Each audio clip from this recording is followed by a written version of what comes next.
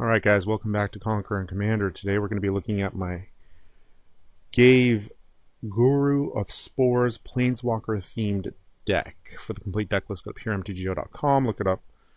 Look up my article series Conquer and Commander and you should see it there. This deck was made for Planeswalker week over at PureMTGO, so I basically stuffed every single Planeswalker in these colors that was available into this deck, and it worked all right, you know. So let's first, before we get on to things here, take a look at our opponents. The first one up here is Gisela, Blade of Goldnight. Gisela is problematic for me because she flies, and I'm a little weak to flyers in this deck. You know, it's possible for me to ultimate one or two of the Elspeths to get flying for all my dudes. But she's problematic because of that. Next up, we have Isperia, usually Azorius Control. Again, another flyer that I have to worry about, but not as problematic as Gisela because it doesn't have the double damage aspect to it, so we'll see what happens there. Finally, we have Mishra, Artificer Prodigy, who likes to use stuff like, Possibility Storm, the red enchantment. This is actually the same Mishra player from a previous video a little while ago. I think he was, I can't remember who I used against him. Sphinx, the Sharam deck? I'm not sure. But anyway, so it's an interesting sort of combo deck. Let's take a look at my hand here. We've got 4 lands and 2 planeswalkers plus Beast Within. This is not a particularly fast hand, but the deck is not a particularly fast deck, so I go ahead and keep it. Let's go ahead and move on to the progress of the game. My play space is up here in this corner right here. I draw into a Johnny. Now, a Johnny, Isperia plays land tax real quick here. Wait, I said stop, damn it. A Johnny I thought was going to be one of the weaker planeswalkers in the deck, but he actually turned out to be pretty good. So I draw into Necrogenesis. Since land tax is out there and Gisela played a land already, I'm going to, you know, there's always the possibility that you hold off in order to prevent the land tax player from actually getting to be able to search up their cards or their lands, but obviously nobody else is worried about that, so I'm not going to be worried about that either. And I play Necrogenesis. Mishra plays Evolving Wilds and searches up an island and taps out. Oh yeah, so people always ask in the comments, you know, why do people tap out like in the early rounds when they could do stuff? And basically on MTGO, you can set, like, after every single action, the computer asks if you want to respond to it. And you have a way to avoid doing that by tapping out and pressing the F8 key, which means that if you can't do anything, it automatically skips you. And this is all done in order to speed up the game, especially because most people don't want to bluff with like one Akum Refuge or something like that left up. Instead, they just want to make the game go faster and avoid having to be asked, do you want to respond to this? No, nobody cares, really. See, and that's what the Isperia player does too. Gisela plays Evolving Wilds as well. I draw into Vindicate. Isperia is searching up lands, or should be. I've got nothing really going on right now, but Rhystic Study is coming out. This is good for me. When you're playing a heavy Planeswalker deck, if nobody has creatures out in the first 3 or 4 turns, you can just put somebody out there and start adding to the loyalty. I considered tapping out, but I've got Beast Within, so I want to hold off on using that right now.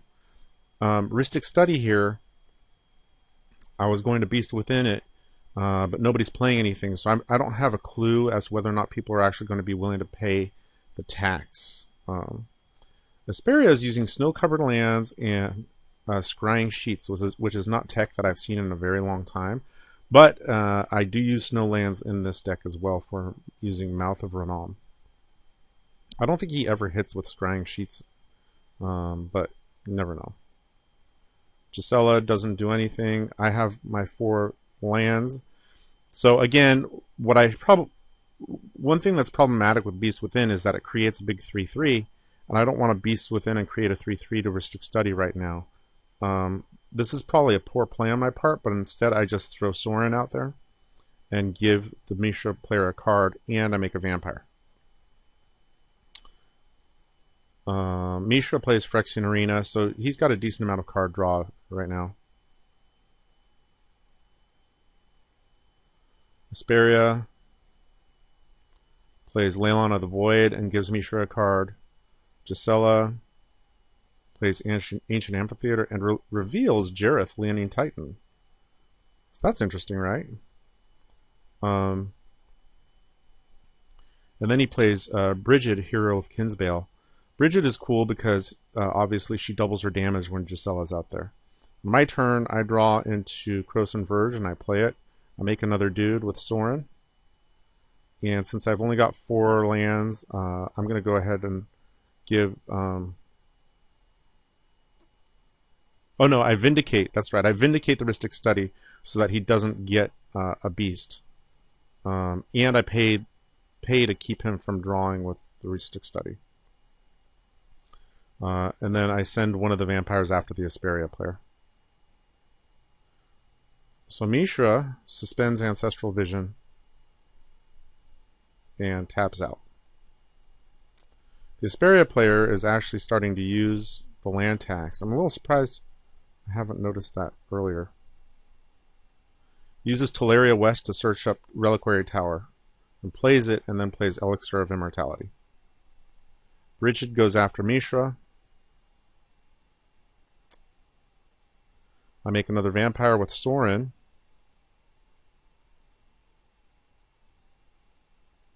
And then I spread the love with the vampires that I have out there.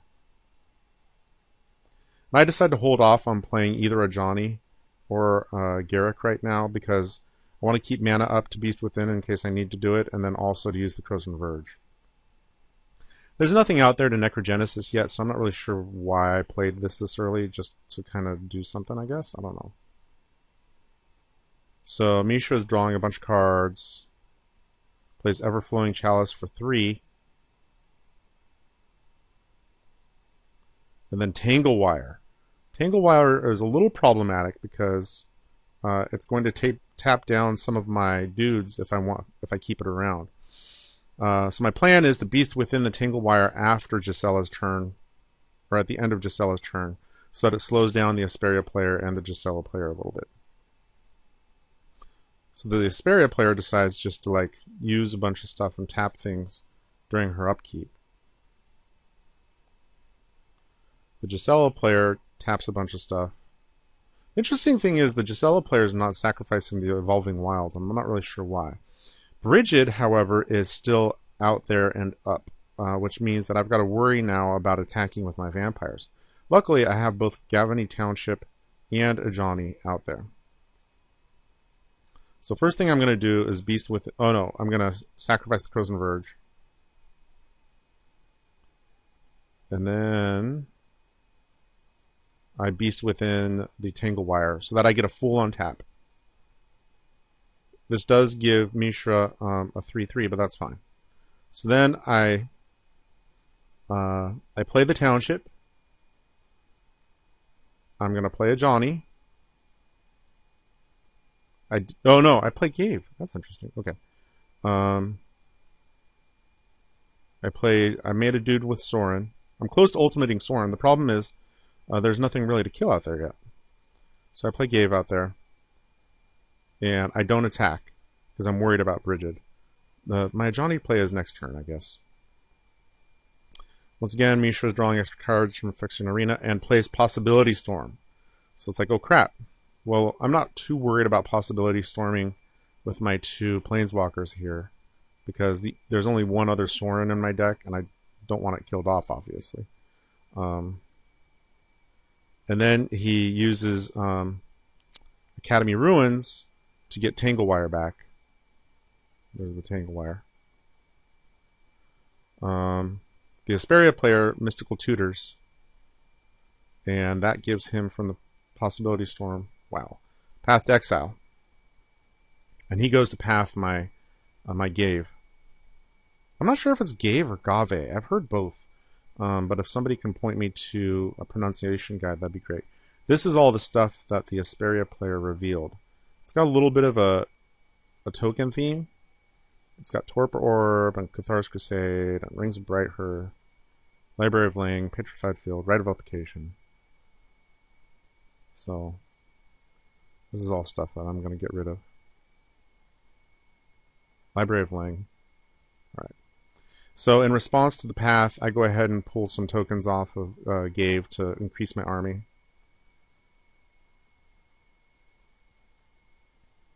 And then I get to search up a land too with the path.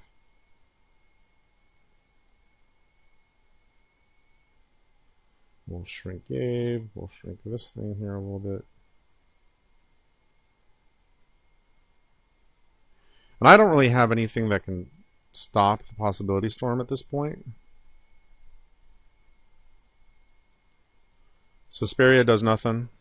Gisela plays Pyrohamia, which would have been bad for me, but Possibility Storm make it reveal Oblivion Ring.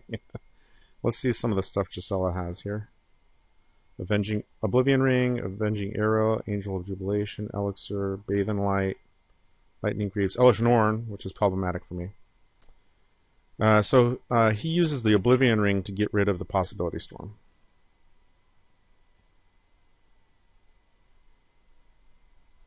And he doesn't attack. So, alright, now is my big turn. So first, because there's not a bunch to get rid of with Sorin, I use the -2 ability to give myself an emblem. This is what the Sorin -2 emblem looks like. So my guys are all slightly pumped. And then I play a Johnny.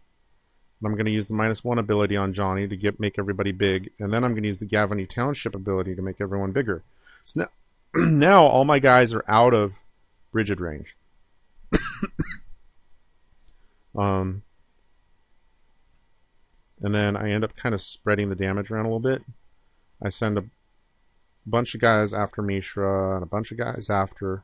I make sure that the lifelink guys go after people that will actually hurt. Isperia, however, uses Keep Watch, which is great for him because he's got Reliquary Tower. Now he's got 15 cards in hand. And then doesn't really do anything else. And that's when Gisela quits. And I'm like, oh no! Well, Gisela did do the right... help out a bunch by getting rid of Possibility Storm. And one of my guys died because it blocked, got blocked by the Beast token. Alright, Gisela, you're gone. We'll move Mishra over here. Okay. But I still have a decent army, a bunch of 4/3s. But I need cards. Mishra cascades with Ethereum Horn Sorcerer into Blinkmoth Urn, which is going to give him a bunch of mana. I don't have any artifacts, though. And then plays Tanglewire again. Isperia uses Scrying Sheets, doesn't reveal anything, and flashes out Weathered Wayfarer and uses the ability. There's Unwinding Clock and Spawning Pit. Searches up Ameria, Sky Ruin. So with Tanglewire out there, I'm going to have it tap down 1 or 2 of my Saprolings and like a land or 2. Yeah, my Saprolings, because I want my Lifelinkers out there. I'm up to 59 life already. I drew a land, so I played it. I go ahead and use... I make another Vampire with Sorin, and then I use the -1 ability to make my guys big again. Because right now what I want to do is draw. So then I play Garrick, and I'm planning on just killing him right now to draw 5 cards. Because all my guys are 5/4s right now. And I draw the Pride Mage, Deathrite Shaman, and Grave Pact. Grave Pact isn't very helpful for me right now. But it's nice to get through that stuff. So then I send all these dudes after Isperia because she has a pretty big hand of 15 cards. And I knocked Isperia to 16. Mishra's at 31. These are all of Mishra's triggers now.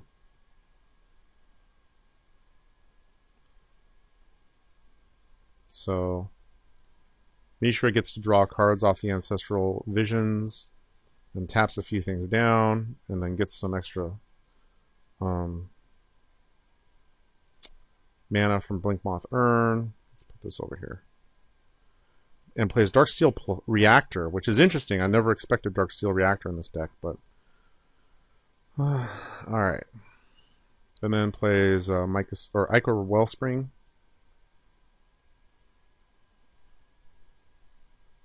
And Ethereum Sculptor. I guess he plays with a lot of artifacts.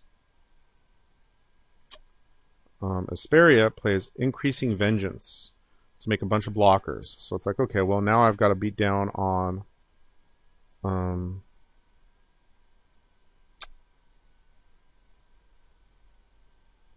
I'm beating down on the Mishra player. Alright, you can't see it here, it's a big mess. But essentially what I'm doing is I'm killing off a Johnny to make all my dudes big. Oh, Johnny's not dead yet. He's at 1 loyalty. Sorin, because I don't really want to spend Sorin's ultimate on blowing up humans or these guys. I basically pump all my dudes to make them bigger. So they're going to be 7/5s right now. And then I play Garruk Relentless. My plan was to use Garruk Relentless to kill off the Ethereum Sculptor and then kill off Mishra. But I knew I wanted to get rid of the Mystifying Maze just so that I didn't lose any of my tokens. So I strip mined the Mystifying Maze, and then I forgot to use the Garruk ability to kill off the Sculptor. And I just went straight into my attack phase. So I had to send a bunch of dudes after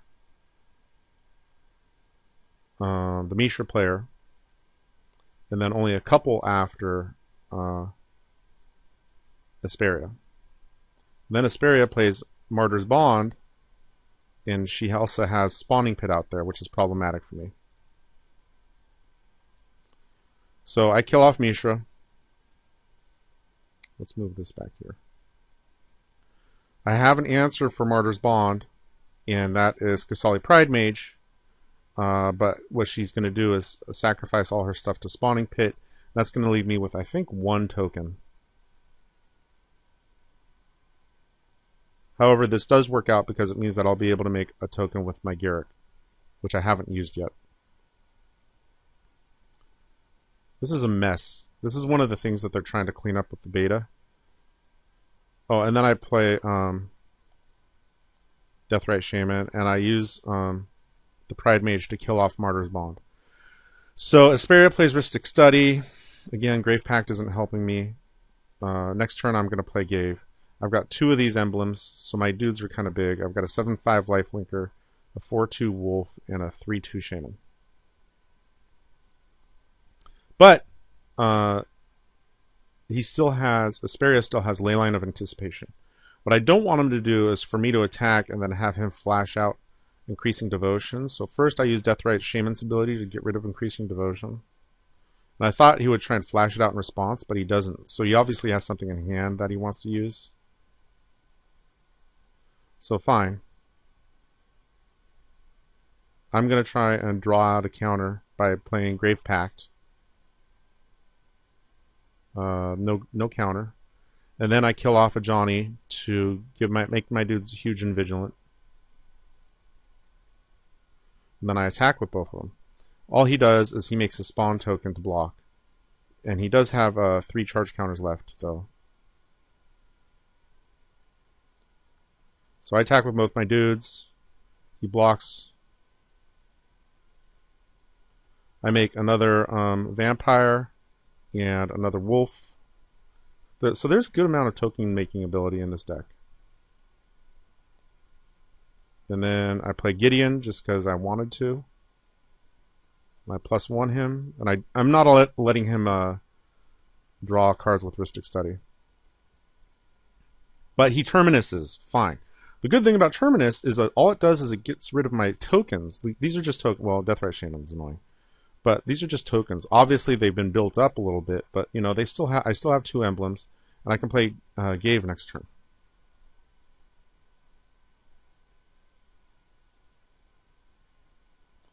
All right. So during his turn, Isperia plays Spinovish Saw to blow up my Sorin.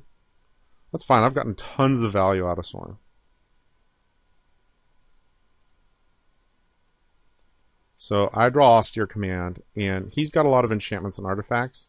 Even though Spine will go back to his hand, the only enchantment I have is Grave Pact, and I just want to clear out as much of his board as possible, especially the Leyline. So I go ahead and Austere, and then he does nothing in response. The Spine does go back to his hand. Fine. So I make Gideon a dude. He's a 5/5, but once he turns into a dude, he's going to be a 7/5. Isperia is at 9 right now. I attack, and now he's down to 2. And then I make a wolf with Garrick.